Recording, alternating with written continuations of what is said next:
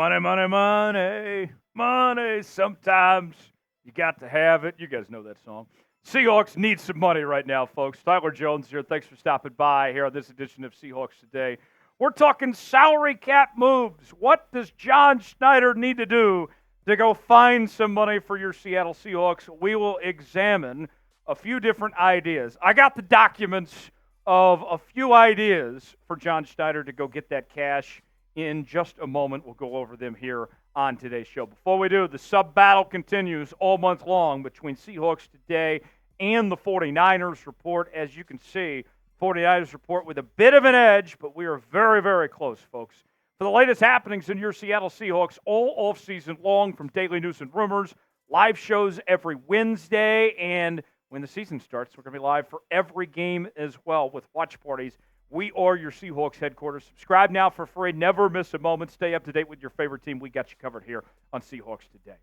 Let's begin with the cap space situation. It ain't looking pretty. I can tell you that right now. The Seahawks are a little bit in debt, if you will, $255,000 to be exact. So they got to do some trimming to make their money work for them, as Dave Ramsey would say. But John Schneider is the man with a plan. He had this to say on the Seahawks salary cap situation. We may have a couple of those we utilize to create some more room, but we're budgeted to be able just to keep trying to work our team through the trade deadline. We're not done.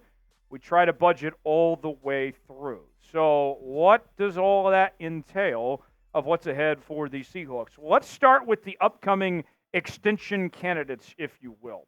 Julian Love, I think the Seahawks need to get this done sooner than later, because if he has another Pro Bowl season like he did last year, then his price is going to skyrocket next offseason. And I'm a big believer in Julian Love. I'm a Julian Love fan, so I'm okay with giving him that money now to save you from down the road of his price tag potentially going up berserk.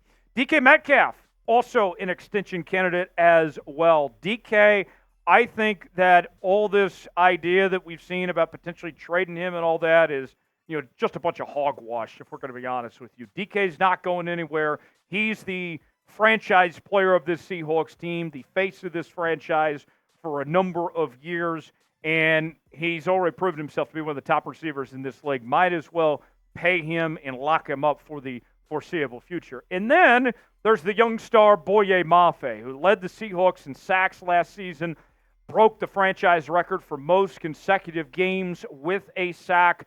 He is only going to continue to go up from here. So I would do what I can to take care of Boye Mafe and keep him in Seattle for a very long time. So let's look at some cap space moves. Let's begin with extending Julian Love and make sure he's taken care of. Right now, his current cap hit is around $8.09 million of what he counts against the cap at this point.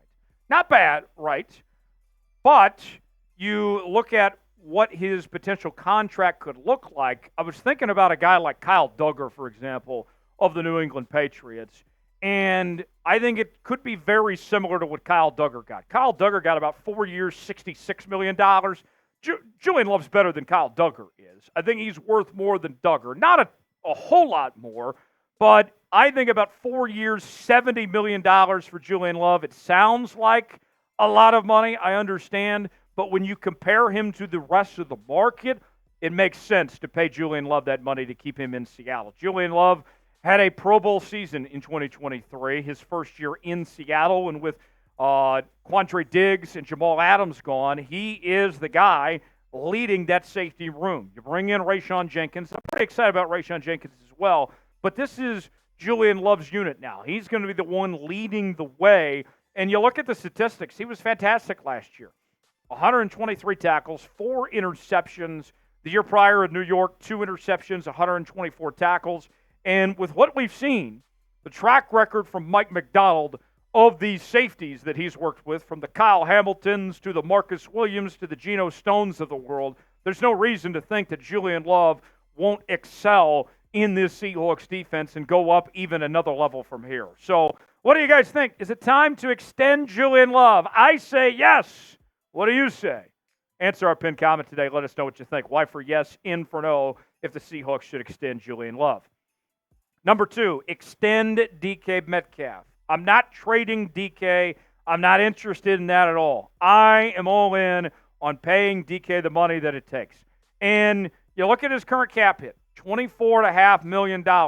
Here's why you take care of this now, folks. If you extend him now, then you can move some money around to open up cap space by putting DK's cap hit numbers later on, pushing the can down the curb, if you will. I would project that DK get a deal about 4 years, $120 million. And I know what some of you may be saying. That's a lot of money, right? Well, think about this.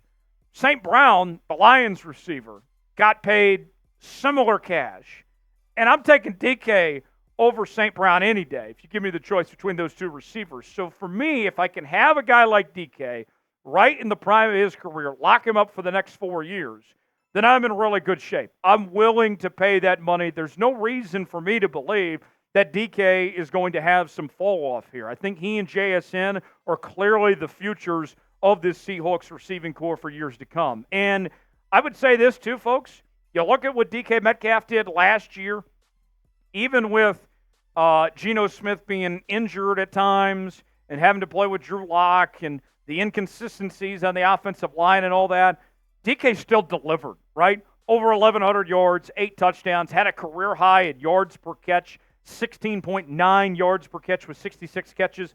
DK is going to continue to play well, and I would argue that when you look at this Seahawks team, he's been the most consistent player over the last several years. So I'm paying DK. I'm not trading him. I know there's some of you out there for some ridiculous reason that want to trade DK Metcalf, but I'll tell you this right now.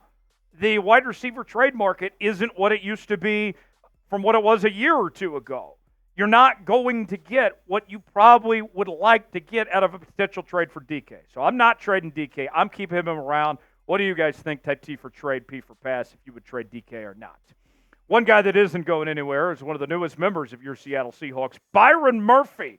And we got his jerseys on sale now at chatsports.com/Murphy. He's going to be wearing 91, so just add a 9 to that jersey, and you'll be looking fly, folks. We got the men's and women's jerseys available. We got the home and away uniforms, all sorts of different categories to choose from, different shapes and sizes, and you can see for yourself, chatsports.com/Murphy. You might just stumble upon some free shipping as well. What are you waiting for? Go see for yourself. The link is in the comments and description of today's video. Chatsports.com/Murphy to get yours today. Chatsports.com/Murphy. Last on our list is Dre'Mont Jones. And we got a few options when it comes to Dre'Mont Jones. Here's the deal. Dre'Mont Jones last season got way overpaid and underperformed big time this past season, right? And his current cap hit heading into 2024 is just over $18 million, by far and away the most of any player on this Seattle Seahawks defense. Now, I lean towards the idea of trying to restructure Dre'Mont Jones and giving him one last chance in Seattle, see how he does in Mike McDonald's defense and this move to the edge rusher position and all that. That's what I would prefer. But if he's not willing to play ball with you and take a restructure of sorts, if you do decide to trade, if you can convince somebody to take on that contract, then you're looking at close to $12 million that you could potentially trade if you move on from him in a deal post-June 1. Dre'Mont Jones, 2019 third-round pick out of Ohio State, joined the Seahawks this past season. And, I mean, he just underperformed, plain and simple, right? The second lowest sack total in a single season of his career, lowest since his rookie season this past year. And I look at Dre'Mont Jones, there's a lot of potential there. I think he's a talented football player, but he's got to show more than what we saw because last year just simply wasn't good enough for Dre'Mont Jones. Do you believe in Dre'Mont Jones or are you selling Dre'Mont Jones? What do you guys think? Type B for believe, D for don't. I want to believe, but you got to work with me, man. You got to work with me. Restructure to give yourself another chance and prove why you should stick around. That's what I want to see. What do you guys think? Do you believe in Dre'Mont Jones or not? Be honest with me in the comments section. Thanks for joining us here on this edition of Seattle Seahawks Today. The off-season coverage continues all off-season long right here on the channel. Subscribe now, youtube.com/SeahawksTV, and we'll see you next time.